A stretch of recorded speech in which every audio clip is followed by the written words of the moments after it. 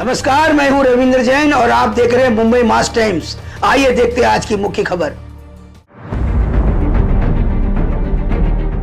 अमेठी को लेकर के सबसे पहले राहुल गांधी जी जिस तरीके से वहां से भागे हैं, ऐसा लगता है जो पूरे हिंदुस्तान को जो वो कहते हैं, नौजवानों को कहते हैं कि डरना मत, लड़ना, ऐसा लगता है कि अमेठी में हारने के डर से वो भाग गए। यह निश्चित तौर पर कांग्रेस के कार्यकर्ताओं के ऊपर एक बहुत ही बुरा असर डालेगा, उनका मनोबल तोड़ेगा।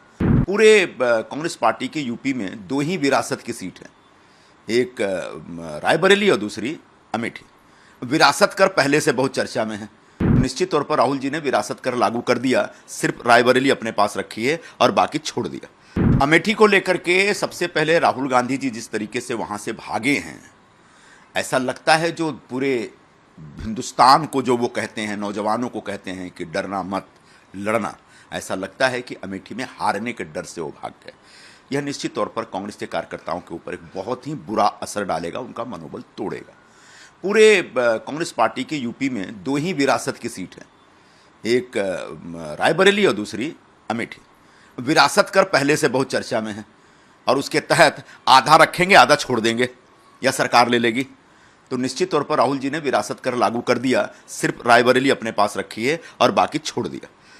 परसों या कल प्रियंका जी कहीं भाषण दे रही थी कि हमको, हमारे पिता को विरासत में शहादत मिली थी, विरासत में और कुछ नहीं मिला था।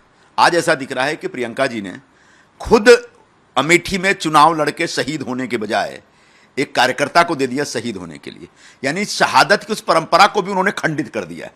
तो अमेठी में जिस प्रकार से एक उपेक्षा और कांग्रेस पार्टी ने जिस प्रकार का एक नफरत का भाव दिखाया है और अमेठी के लोगों के प्रति जिस प्रकार से उन्होंने एक दिखाया है कि हम आपकी उपेक्षा कर रहे हैं, तिलांजलि दे रहे हैं, और जिस तरीके से वहाँ भारतीय जनता पार्टी के कामकाज से ये डर गए हैं, भयभीत हो गए हैं, उसका पूरा असर सिर्फ यूपी पे नहीं, बाकी के तमाम चरणों में जो चुनाव हो रहे हैं पूरे देश में, उन चरणों में पड़ेंगे और कांग्रेस पार्टी का मनोबल बुरी तरह से टूटेगा। अमेठी को लेकर के सबसे पहले राहुल गांधी जी जिस तरीके से वहाँ से भागे हैं, ऐसा लगता है जो पूरे हिंदुस्तान को जो वो कहते हैं, नौजवानों को कहते हैं कि डरना मत, लड़ना, ऐसा लगता है कि अमेठी में हारने के डर से वो भाग गए।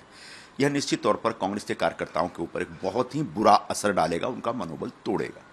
पूरे कांग्रेस पार्टी के यूपी में दो ही विरासत की सीट है, एक रायबरेली और दूसरी अमेठी। विरासत कर पहले से बहुत चर्चा में है और उसके तहत आधा रखेंगे, आधा छोड़ देंगे या सरकार ले लेगी। तो निश्चित तौर पर राहुल जी ने विरासत कर लागू कर दिया, सिर्फ रायबरेली अपने पास रखी है और बाकी छोड़ दिया।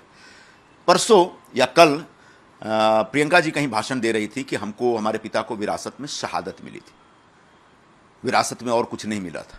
आज ऐसा दिख रहा है कि प्रियंका जी ने खुद अमेठी में चुनाव लड़के शहीद होने के बजाय एक कार्यकर्ता को दे दिया शहीद होने के लिए, यानी शहादत की उस परंपरा को भी उन्होंने खंडित कर दिया है।